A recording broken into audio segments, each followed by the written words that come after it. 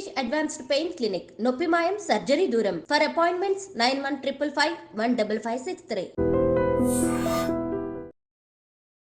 నమస్కారం, welcome to I dream. నేను మీ ఝాన్సీ. ప్రస్తుతం మనతో ప్రముఖ ఆధ్యాత్మికవేత్త, ప్రముఖ జ్యోతిష్య పండితులు రుక్మన్ గంధరావు గారు ఉన్నారు. ఈరోజు కొన్ని మంచి విషయాలు ఆయన అడిగి తెలుసుకుందాం. నమస్కారం గురుగారు.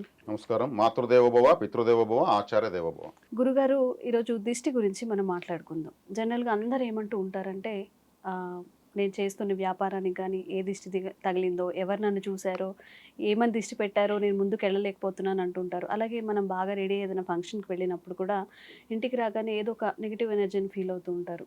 నరదిష్టి అనేది నిజంగా ఉందా? ఈ నరదిష్టి నుంచి బయటికి రావాలంటే మనం ఎలాంటి నియమాలు పాటిస్తే మంచిదంటారు? దిష్టి అన్నది రోజు ప్రపంచాన్ని ఒక విధంగా వెళ్తా ఉందని చెప్పొచ్చు.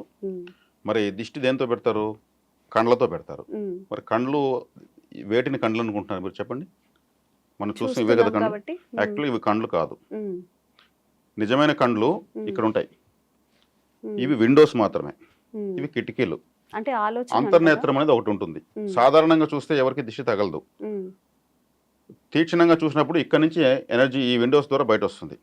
వాళ్ళు ఏంది అలా చూస్తున్నాడు, అదోలా చూస్తున్నారు అంటారు.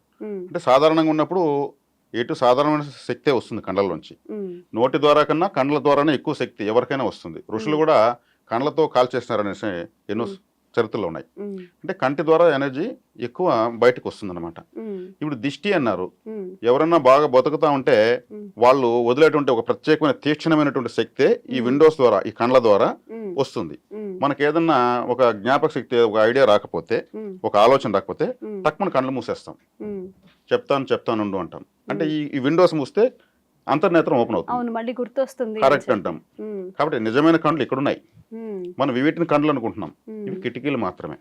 కాబట్టి ఎవరన్నా బాగా బతుకుతా ఉంటే ఒప్పకుండా వాళ్ళ కండ్లు చిన్నవవుతాయి. అప్పుడు ఎనర్జీ ఎక్కువ రిలీజ్ అవుతుంది. ఆవేశంతో పెద్ద అవుతాయి. అప్పుడు ఎనర్జీ బ్రెయిన్ లోంచి రిలీజ్ అవుతుంది. ఇట్లా face is the index of the mind అన్నారు. ముఖమే అన్ని లక్షణాలకు గుర్తు అని. కాబట్టి ఈ దిష్టి అనేది లేదా దృష్టి అని కూడా అంటారు.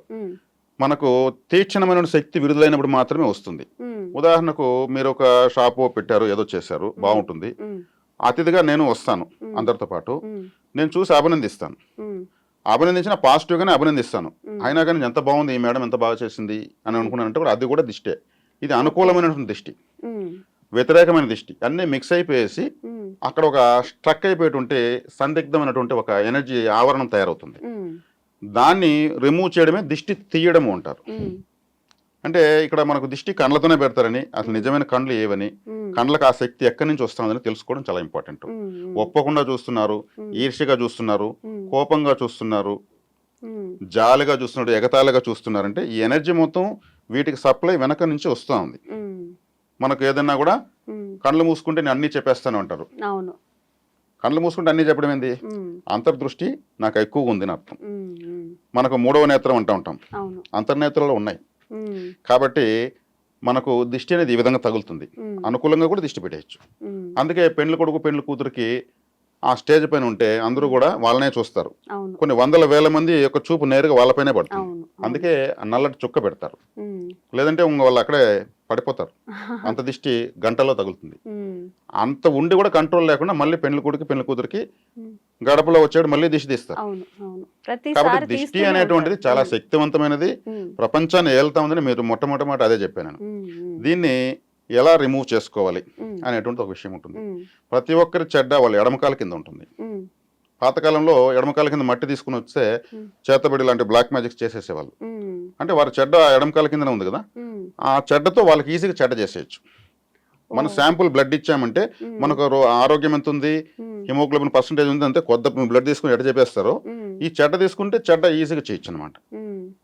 ఇప్పుడు మనకు డెత్ సెల్స్ అంతా ఈ గోర్లు చివర్లకు వస్తాయి, నైల్స్. ఇవి కట్ చేస్తే కింద పడకూడదు, దాంట్లో డెత్ సెల్స్ ఉంటాయి. మన యొక్క మృత కణాలని గోరు చివరికి వస్తాయి, మృత కణాలని వెంట్రుకలు చివరికి వస్తాయి. అందుకే కత్తిరించగానే గ్లో వస్తుంది. ఎవరైనా మగవాళ్ళు కూడా షేవింగ్ చేస్తే అంతకుముందు ఉన్న పీడ కన్నా గ్లో బాగుంటుంది. అంటే వీటన్నిటి నెగిటివ్ ఎనర్జీ బయట వస్తూ ఉంటుంది అనమాట. కాబట్టి ఇక్కడ వచ్చే కాడికి ఈ దిష్టి అనేదాన్ని ఎడమకాల కింద మట్టి ఉంది కదా, దాన్ని తీసుకొని ఒక బూడిద గుమ్మడికాయ తీసుకొని, బూడిద గుమ్మడికాయ తెలుసు కదా, పైన పౌడర్ లాగా చేతికి వస్తుంది. దాన్ని మామూలుగా ఫ్యాక్టరీలకు వాహనాలకు దిష్టి తీస్తూ ఉంటారు. అంటే దిష్టి తీయడానికి అత్యద్భుతమైనటువంటి తాంత్రిక ఫలం అది, తంత్ర ఫలము. దాని ద్వారా ఎక్కువ వచ్చేస్తుంది, దాంట్లో ప్రాణశక్తి అధికం. ఇప్పుడు ఈ బూడిద గుమ్మడికాయ కుంకుమ కలపడానికి ఒక దెబ్బ కోసి తీస్తారు. అలా తీసి ఈ ఎడమకాల కింద మధ్య దాంట్లో వేసి ఒక 2 పచ్చిమిరపకాయలు దాంట్లో వేసి మనకు ఏదైనా సమస్యలు ఉంటే కూడా చిన్న చిన్న స్లిప్పులు రాసి కూడా దాంట్లో వేయచ్చు.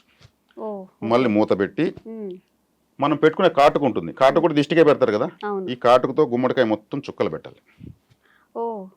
కాటుకుతో చుక్కలు పెట్టాలి. మామూలుగా కొంతమంది గంధము కుంకలు పెడతారు, చేసుకున్నట్టు పెడతారు కదా, కాటుక పెట్టాలి. దిష్టి కోసం వాడేదే కాటుక.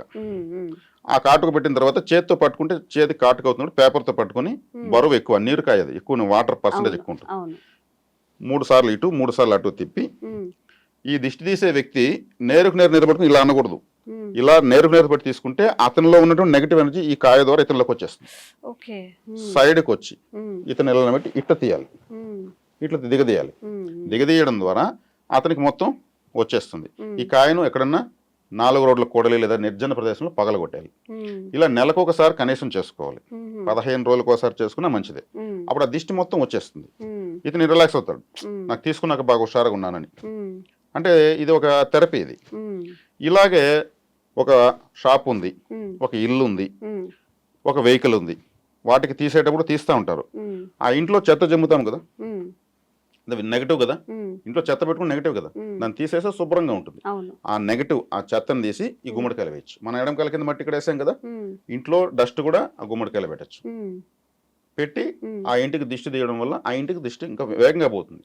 మామూలుగా తీస్తే ఎంత నెగటివ్ పోతుందో ఈ మట్టి ఇంగ్రీడియంట్, ఆ ఇంటికి సంబంధించిన ఒక ఇంగ్రీడియంట్ దాంట్లో వేసి తీసేస్తాం. ఒక వాహనానికి అనుకోండి, వాహనము చక్కగా ఒక ట్రాక్టర్ జేసీబీ అనుకుందాం, అతనికి గిరాకీలు రాలేదు, బాగా నడుస్తున్న వెహికల్కి సరిగ్గా డ్రైవర్ కూడా లీవ్ పెట్టేస్తున్నాడు. పార్టీ వచ్చినప్పుడు డ్రైవర్ రాడు, డ్రైవర్ వచ్చినప్పుడు పార్టీ రాదు. బండి బాగుంది, ఇది ఏదో దిష్టి తగిలింది నా వెహికల్కి అంటూ ఉంటాడు. ఆ టైర్లో మట్టి ఉంటుంది కదా, వెహికల్ జేసీబీ అంటే ఆ మట్టి తీసి గుమ్మడికాయలు వేయాలి. నేను చెప్పిన విధంగా దిష్టి తీయాలి. అంటే మనం తీస్తే మామూలుగా తీస్తే సాధారణంగా ఒక 10% పోతే ఈ విధానం ద్వారా తీయడం ద్వారా 100% వస్తుంది. ఓకే, అంటే సాధారణంగా బూడిద గుమ్మడికాయని మనకి పైన ఇంటికి కట్టుకోవడానికి యూజ్ చేస్తూ ఉంటారు కదా గురుగారు, మామూలుగా వేరే గుమ్మడికాయని దిష్టికి యూజ్ చేస్తారు. మరి మీరేమో బూడిద గుమ్మడికాయతో దిష్టి తీయాలని చెప్తున్నారు.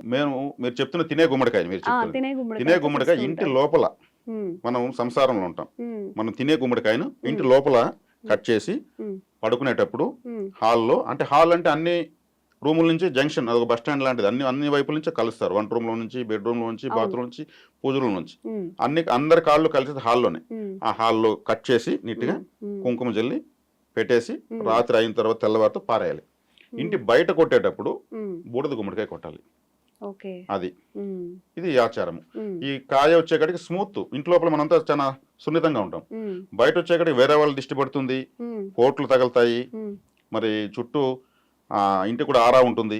దీని అంతా కూడా రిమూవ్ చేయాలి కాబట్టి ఇంట్లో తీసేసినటువంటి డస్ట్ దాంట్లో వేసి కొట్టాలి, చేసుకుంటే మంచిది. నిజంగా ఈ డే టు డే లైఫ్లో మనం ఎంత బిజీగా ఉంటున్నామో మన నెగిటివ్ ఎనర్జీని కూడా అంతే నమ్మాల్సి ఉంటుంది. మీరు చెప్పిన ఇట్లా చిన్న చిన్న రెమెడీస్ కానీ చిట్కాలు కానీ పాటిస్తే నిజంగా దాని నుంచి బయటపడచ్చు గురుగారు. చాలా మంచి విషయాలు తెలియజేశారు, ధన్యవాదాలు. నమస్కారం.